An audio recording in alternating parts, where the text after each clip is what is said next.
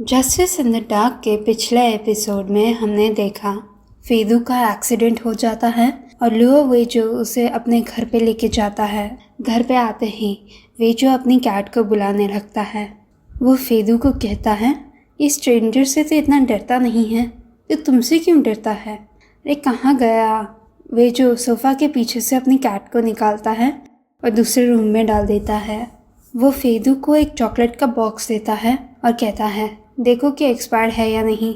मैं कुछ खाना बनाता हूँ और ये मैं पहले से कह रहा हूँ, मैं राजकुमारों की सेवा नहीं करता। मैं जो बनाऊँगा तुम्हें खाना पड़ेगा, बहुत नाटक मत करना। फेदू चॉकलेट का बॉक्स लेके वेजो के सोफ़ा पे बैठता है। वो एक टॉफ़ी खाता है और हम एक फ्लैशबैक देखते हैं। दौरान फेदू के लिए बर्थडे केक लाया होता है। वो हैप्पी बर्थडे गा रहा होता है। तब वो देखता है कि फेदू और वेजो सीरियस है, तो वो पूछता है, फेदू क्या हुआ? वेजो उसे एक पेपर दिखाता है कि ये लड़का अपने डैड को फॉलो कर रहा था। तावरान और वेजो फेदू की ओर देखते हैं।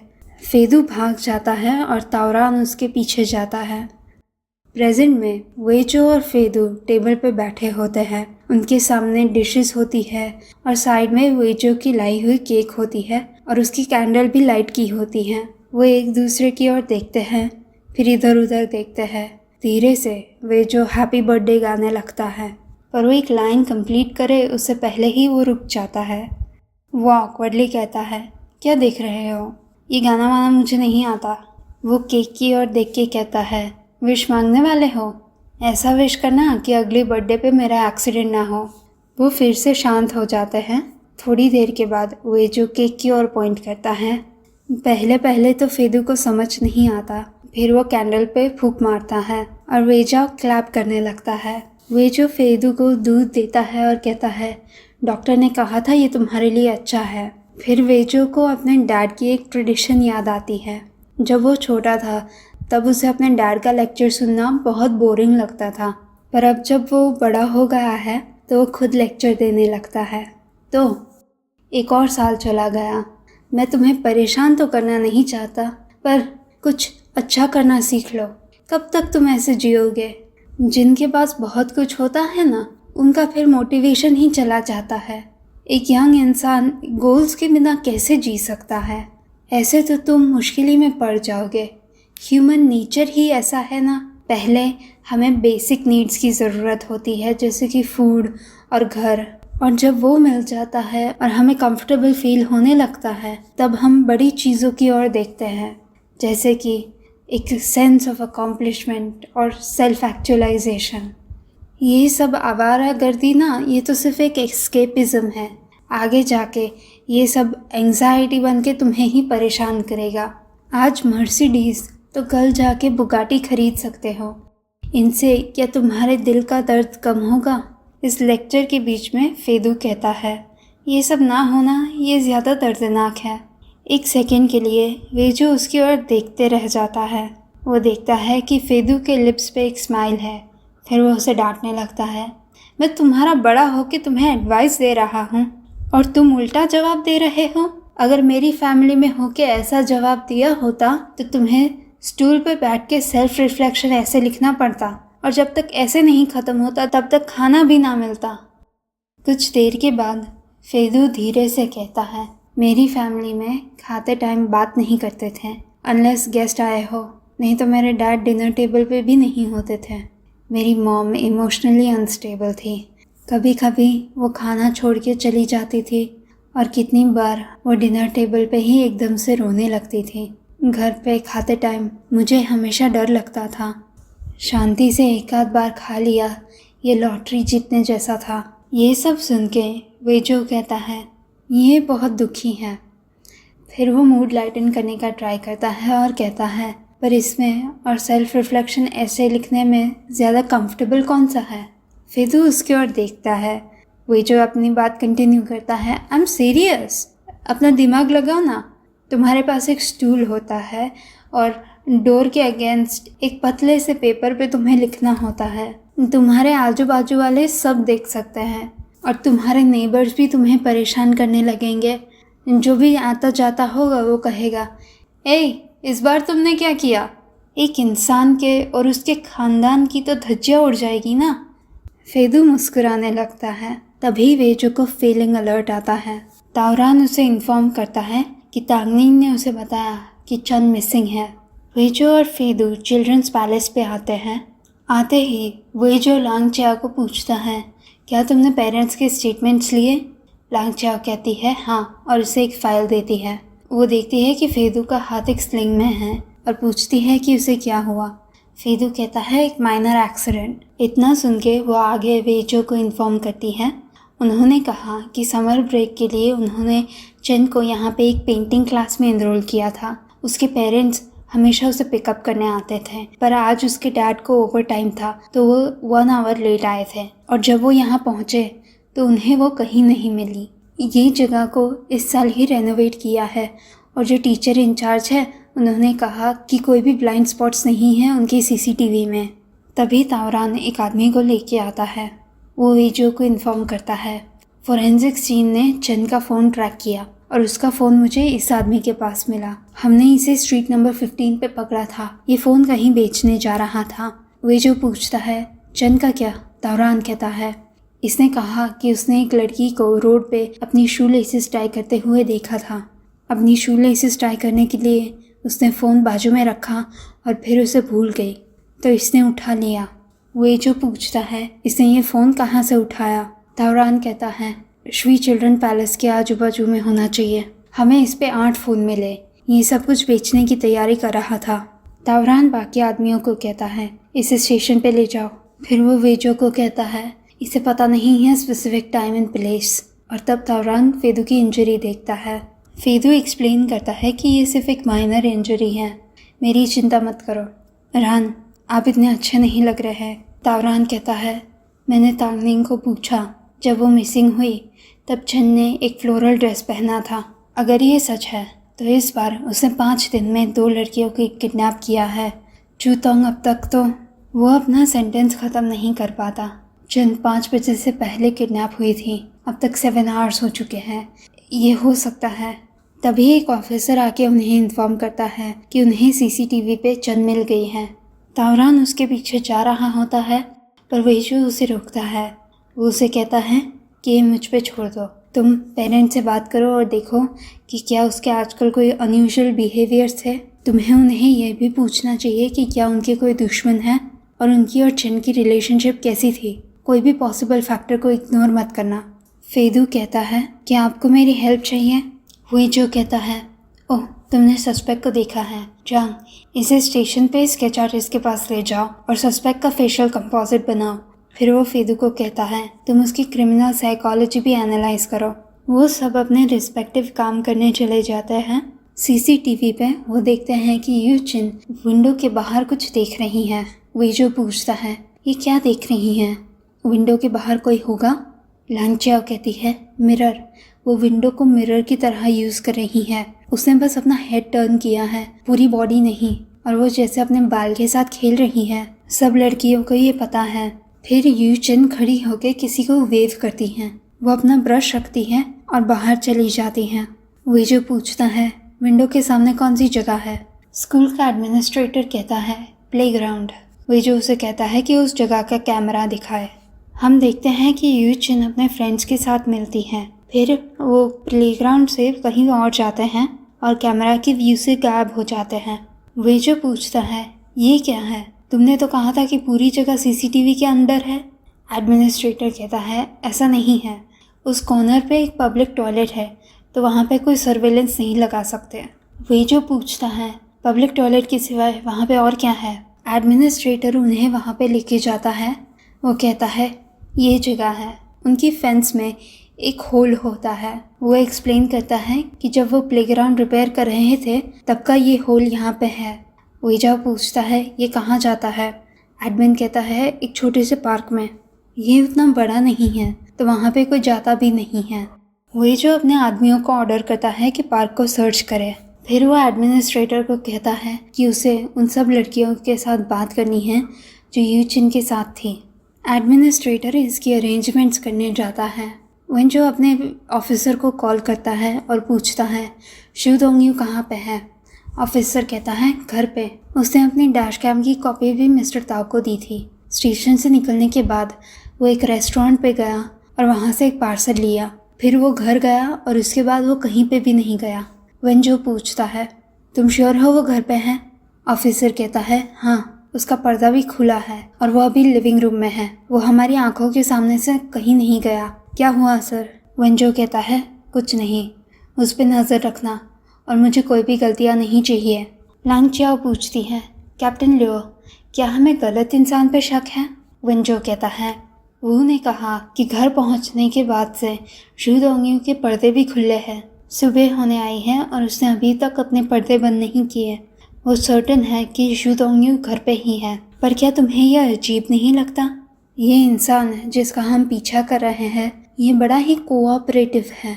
लॉजिकली जो जितना परफेक्ट और रीजनेबल लगता है, रियलिटी में वो उतना ही सस्पिशियस होता है। मैं पार्क में जा रहा हूँ, तुम यहीं रहो और उन लड़कियों का कांटेक्ट हो तो मुझे कॉल करो। लांग चियाओ कहती है, यस सर। चूतोंग के पेरेंट्स तांगनिंग, ताओरान और फेदू एक रूम में होते हैं।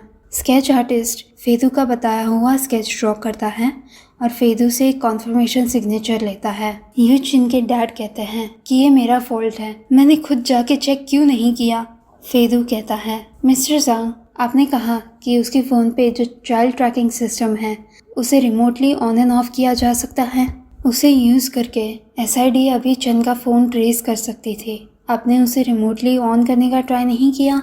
मिस्टर ज़ांग कहते हैं, मैंने ट्राई किया पर मुझे नहीं पता कि आपको क्या हुआ। ये बार बार दिखाता है कि कनेक्शन फेलियर है। मुझे ये एप्लीकेशन इतने अच्छे से आती भी नहीं है।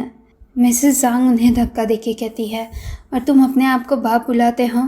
तांगनिंग और ताओरान उन दोनों को शांत करने का ट्राई करते हैं। ताओरान कहता है, जब हमें चेन का फ़ोन मिला तब तक बैटरी आधी हो चुकी थी। मुझे लगता है कि जब आपने 5:30 को कॉल किया तब तक उसका फ़ोन चोरी हो चुका था। क्या ऐसा हो सकता है कि उसने नोटिस किया कि उसका फ़ोन मिसिंग है तो उसे ढूंढने गई? फेदू कहता है, चिल्ड्रंस पैलेस के आसपास ऐसी चोरी करना ये बहुत रिस्की होगा। कोई तो वजह होगी कि वो चिल्ड्रन पैलेस से बाहर गई, पर वो बहुत दूर नहीं गई होगी। इस तरह से अगर उसे आपका कॉल आता है तो वो जल्दी से वापस आ सकती है और आपको एंट्रेंस पे मिल सकती है। ताओरान कहता है, पर ये सिटी का एरिया है और उस टाइम पे कितने सारे लोग रहे होंगे, ये उसके लिए डेंजरस नहीं हो सकता।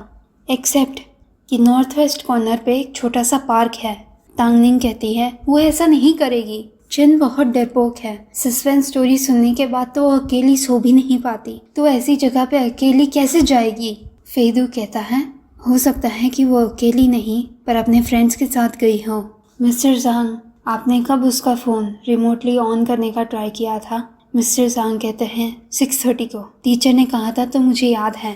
फेदू कहता है, क्या आप मुझे दिखा सकते हो कि आपने ये कैसे किया? मिस्टर ज़ांग वो ऐप खोलते हैं और फेदू को पूरा प्रोसेस दिखाते हैं। ऐप पे वार्निंग आती है कि कनेक्शन फेल हो रहा है। एसआईडी पार्क में सर्च कर रही होती है। लांग चियाओ आती है और वेंजो को कहती है, वो टीचर ने हमें स्टूडेंट को कांटेक्ट करने में हेल्प किया, ये उनकी रजिस्ट्रेशन इन्फॉर्मेशन है। उन्हें जितना याद है उसके हिसाब से वो सब लोग पब्लिक टॉयलेट में चेंज करने गए थे। उसके बाद वो यहाँ पे कुछ फ़ोटोज़ लेने आए थे। उनके फोटोग्राफी क्लास में एक स्टूडेंट है, उसको असाइनमेंट कंप्लीट करना था तो उसके लिए लड़कियाँ मॉडल्स बनी थी। फ़ोटो सेशन के लिए वो अपने खुद के कपड़े भी लाए थे। उन्हें थोड़ा टाइम लगा था फ़ोटोज़ लेने में। उसके बाद यू चिन ने कहा कि वो चिल्ड्रंस पैलेस पे वापस जा रही हैं और फिर सब अपनी तरह से निकल गए। किसी को भी नहीं पता कि यू चिन इसके बाद कहाँ गई। वेंजो को फेदू का कॉल आता है। फेदू उसे कहता है, मुझे नहीं लगता कि पिक पॉकेट ने चिन का फ़ोन चुराया था। उसकी एक्सक्यूज़ मुझे रीज़नेबल लगती है। मुझे लगता है कि वो अपना फ़ोन फ़ोटोशूट पे भूल के गई थी। वेंजो पूछता है, तुम्हें कैसे पता? फेदू कहता है, मिस्टर ज़ांग ने 6 बजे को उसका फ़ोन स्विच ऑन करने का ट्राई किया था पर वो हुआ नहीं। उन्होंने कोई गलतियाँ नहीं की थी, तो इससे मुझे लगता है कि किसी ने उसके फ़ोन की बैटरी निकाल दी थी। वेंजो कहता है, चोर ने 6:30 को फ़ोन उठाया। उसे बैटरी वापस रखने की ज़रूरत नहीं थी और शायद उसे पता नहीं होगा कि फ़ोन पे कौन सी एप्लीकेशंस इंस्टॉल्ड है। फेदू कहता है, इसीलिए मैं ग्रेटेस्ट पॉसिबिलिटी वाला आंसर दे रहा हूँ। वेंजो कहता है, जब चंद फ़ोटोज़ ले रही थी उस टाइम का किसी ने फ़ायदा उठाया और उसका फ़ोन छुपा दिया। फ़ोटो सेशन के बाद चंद ने नोटिस किया कि उसका फ़ोन मिसिंग है, तो वो वापस आई फ़ोन ढूंढने। इस टाइम पे वो ऐसे किसी को मिली जिन्होंने कहा कि वो उसे हेल्प करेगी और वो उनके साथ गई। ये जो भी है, चंद ने उन्हें ट्रस्ट किया होगा। ये ऐसा कोई ही हो सकता है जो उसकी एज का हो। कैप्टन लुओ लांग चा को पूछता है कि जब टीचर ने सब पेरेंट्स को कॉल किया तो कौन से पेरेंट ने आंसर नहीं दिया। लांग चा फाइल्स में देख के कहती है, मुझे लगता है ये वाला था, ये उसका नाम है सू लुजान। हम देखते हैं कि उसके इमरजेंसी कॉन्टैक्ट है सू शाओलान, उसकी मदर। एसआईडी सू लुजान के एड्रेस पे जाती है। लांग चाओ प्रिटेंड करती है कि वो नेबर है और उसकी पाइप लीक हो रही है, तो प्रिटेंड करती है कि वो कंसर्न्ड है कि लीक उनके वहाँ पे आई होगी। फिर वो एक स्कोप से देखती है और कंफर्म करती है कि ये सू लुजान का ही घर है। ये कंफर्म होने के बाद वो दरवाज़ा तोड़ के अंदर जाता है। वहाँ पे सू लुजान नहीं होती, पर उन्हें कबर्ड में फ्लोरल ड्रेसेस मिलते हैं। लुओसान के म्यूज़िक बॉक्स के एक कंपार्टमेंट में उन्हें चूतोंग के ड्रेस का एक पीस मिलता है। वो डिड्यूस करते हैं कि सू लुओसान अभी ही यहाँ से निकली होगी। उसके बाद म्यूज़िक बॉक्स को बंद करने का भी टाइम नहीं था। वो अब कहाँ गई होगी। हम देखते हैं कि लुओसान अपने घर से निकल के कोई और अपार्टमेंट में जाती है। अंदर आते ही वो किसी को कॉल करती है, पर वो इंसान फ़ोन नहीं उठाता। लुओसान गुस्से में फ़ोन फेंक देती है और वो चिल्लाने लगती है कि वो अब मेरे लिए केयर नहीं करता। और हम देखते हैं कि उसने चूतोंग के हाथ पैर बांधे हुए होते हैं, उसके मुंह पे टेप लगाई हुई होती है और उस पे एक शीट होती है। और यहाँ पे जस्टिस इन द डार्क के 8th एपिसोड का फर्स्ट पार्ट ख़त्म होता है। डिड यू नो कि बुक्स में they were much younger, like numbers wise they were about 5 years younger.